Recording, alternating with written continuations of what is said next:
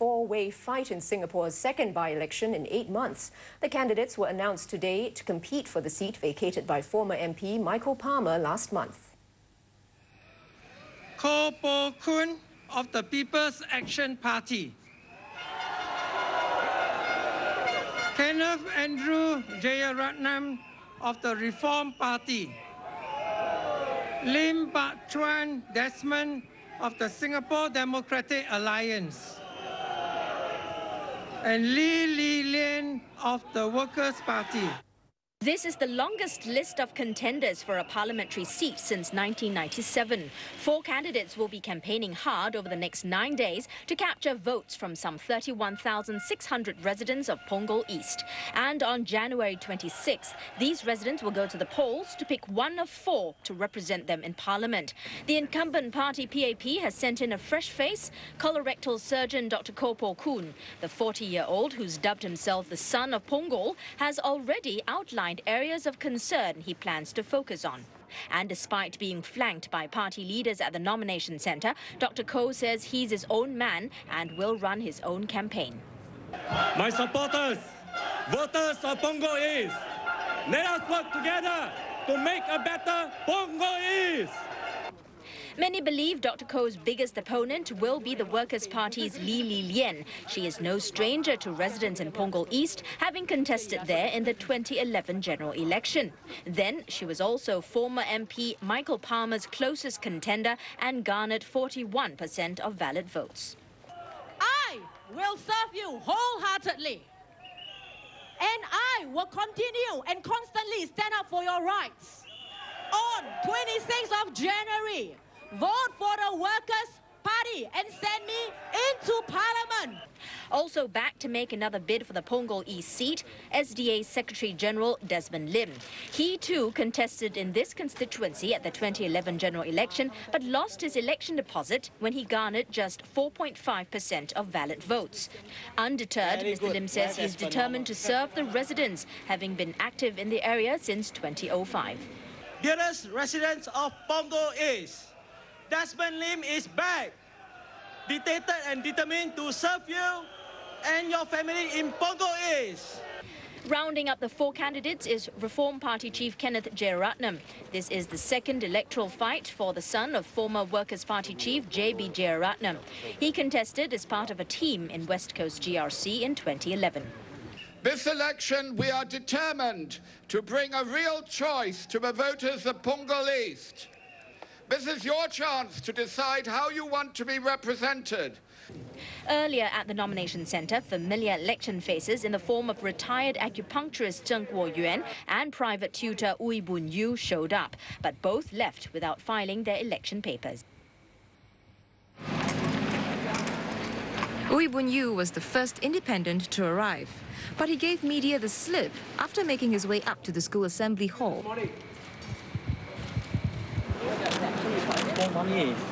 That's when an upbeat Zeng Guoyuan entered the school gates. As long as you have $14,500, you can contest. Shortly after, however, his mood changed. Zeng assumed he was not eligible to contest because of a previous conviction and would lose his electoral deposit if he tried to. In 2008, Zeng had used abusive language on police officers. As for Ooi Boon Ewe, he was later found at a bus stop. He said he spent part of the morning looking for assenters. Mr. Ooi claims his political donation certificate had gone missing. Of course, disappointed, what to do? People don't want you to be a candidate. He said his deposit money was in the car that he had arrived in, and the driver was nowhere to be found. Mr. Ooi also attempted, but failed to run in the 2011 general and presidential elections. Well, one analyst believes the four-cornered contest will boil down to a 2-horse race between the People's Action Party and Workers' Party. Professor Eugene Tan from SMU says opposition supporters will rally behind the one candidate they think is best, and he feels the other 2 could even lose their election deposits. He also talked about the likely strategies in play. I think the Workers' Party will essentially campaign, on the strategy that you need more opposition MPs. They will certainly try to take credit, for the changes in policies, that the government have rolled out since May 2011, as suggesting, that this indicates, that a stronger opposition presence, is actually a win-win situation for Singaporeans. They will have to show, right, how a 9th MP from the Workers' Party, will actually make a qualitative difference. And I think this is where the Reform Party and the SDA, will try to leverage on, to say that, well, it is good for there to be stronger opposition presence, but do you want the same opposition presence, or can we have, another voice? For the PAP, in many ways, they probably have the biggest difficulty, or rather the biggest challenge, right? They would have to show, that voters should keep faith with them, that having the 81st MP in Dr. Koh, will actually make a difference, to the voters in Punggol East. And there will be more analysis on Channel News Asia's Singapore Tonight at 10 p.m. Well, just as Professor Tan said, the People's Action Party candidate, Koh Poh Koon, is expecting a tough fight to keep Punggol East in the ruling party's hands. But he says he's ready to try and win voters over. Over 500 PAP activists occupied half the field at the nomination centre to support Dr. Koh. But once the nomination process was over, the supporters fanned out as the PAP campaign machinery kicks into high gear. The nomination centre is empty right now because all the efforts are being channeled towards the residents living in blocks like these in Punggol East. Dr. Koh says that he is going to be speaking to residents, trying to understand their needs and to come up with solutions to their problems. Dr. Koh admitted that this is going to be a tough and a close fight, but he's ready for the challenge. Over the next week or two, as we visit the blocks, there will be opportunities to interact. And I think that will be a good time for them to know me better and for me to know them better as well. Reaching out to voters, the strategy is always the same. Listen more, empathize more, and also interact more.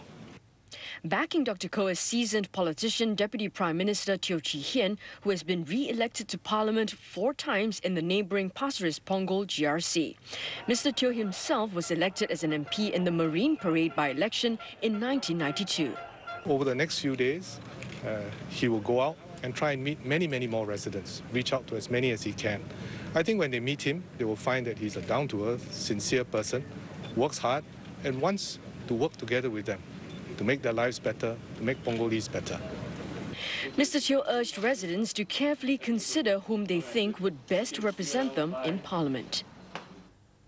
Workers' Party candidate Lee Li Lian too is banking on her personal touch but also her experience. She's taking no chances, saying she aims to cover 100% of households in her campaign. She's no longer new to campaigning, having contested in the same seat in the last general election. Then Ms. Lee garnered about 41% of valid votes in a 3-cornered fight. This time round, she's facing 2 other opposition candidates and the People's Action Party. But she's unfazed, counting on her experience working as a legislative assistant for Aljunied MP Pritam Singh and her work at the Aljunied Town Council. I still believe in personal touch, face-to-face, because people who know me always say that I'm a people person. So I really hope that I can reach out to as many residents as I can so that they can also feel me. She's got party leaders backing her up. She's the ground person, a people person who can connect well to the ground. We know her for quite a long time. I'm sure she'll do her best. Immediately after nominations closed, Ms. Lee headed to Rivervale Plaza. Upgrading works there stalled because the contractor went bust. With her husband by her side, she spent some time with shop owners and residents listening to their concerns. Ms. Lee did not want to speculate on the chances this time round, only to say that she's focused on running her own campaign. What she did tell us, however, is that she will do more what she did during the last general elections, that is reaching out to more voters. And this time, she's even planning to set up her own Facebook fan page. Outside Rivervale Plaza, party volunteers got into full swing, putting up election banners and posters. Another repeat candidate, Desmond Lim of the Singapore Democratic Alliance, plans to raise local and national issues at his rally, likely this Sunday. But he started campaigning with house-to-house visits today. With a door-to-door approach, Desmond Lim hopes to add a personal touch to campaigning. The Singapore Democratic Alliance Secretary General says residents' response to his candidacy has been good. Despite 3 past election defeats, Mr. Lim says he will not give up, especially in this, his 4th election. His party has managed to gather a group of young supporters to do much of the legwork needed during campaigning. I'm not fly-by-night politicians. So the fact that I can actually stay connected with the residents, the fact that I can form my own grassroots, which supported by a group of local residents here, which means that I don't say after elections disappear. Mr. Lim is reviving plans from the 2011 general election, including the proposal to build new facilities of over $1 million through private sector funding. He also hopes to have a sati club for residents managed by residents. He says he's disappointed the ward was left out in the government's plan to build more hawker centres. Mr. Lim also criticised the ruling party for speeding up infrastructure works in the ward because of the by-election. And the Reform Party's Kenneth Jeyaretnam says he wants to ensure that residents of Punggol East get a better deal from the government. His campaign message is no more broken promises. The Secretary-General of the Reform Party chose to speak to reporters at Rivervale Plaza to highlight the incomplete renovation works there. Facilities, public transport links and estate maintenance are the issues he will be highlighting. He said he has a 5-year plan for Punggol East, which he will announce in the coming week. Not only will we be in touch with local issues through our network, and we will be fearless about bringing them up and working to resolve them, but our stance on national issues is well known. I have worked, done more than the other opposition MPs to highlight the fact that we need accountability over our reserves. At the nomination centre, only a handful of Reform Party supporters were spotted. When asked, Mr Jeyaretnam said they are a new party with limited resources. He's hoping for more supporters at the rallies. On how his decision to contest the by-election has affected opposition unity, Mr Jeyaretnam blamed the Workers' Party for refusing to engage other parties. However, he expects to attract voters who will not vote for the WP in any case. And he's confident of securing enough votes to ensure he gets his election deposit back.